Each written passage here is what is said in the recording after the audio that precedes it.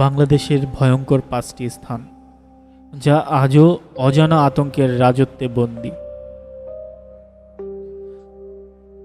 প্রথমে রয়েছে বলদিয়ার জঙ্গল, ঠাকুরগাঁও।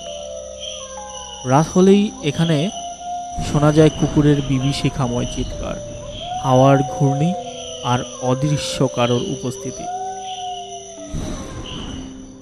দ্বিতীয়তে রয়েছে লালবাগ কেল্লা, ঢাকা।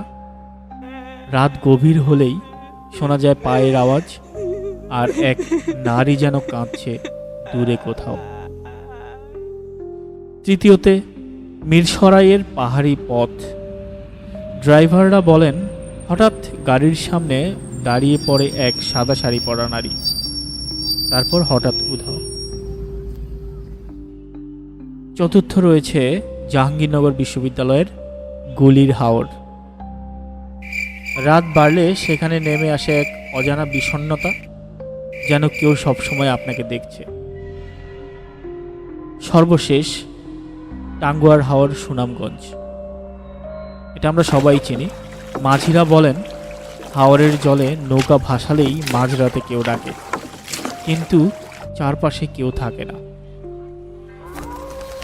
বিশ্বাস করবেন কিনা জানি না, একবার গেলে ভয়টা অবশ্যই ছুঁয়ে দেখতে পারবেন।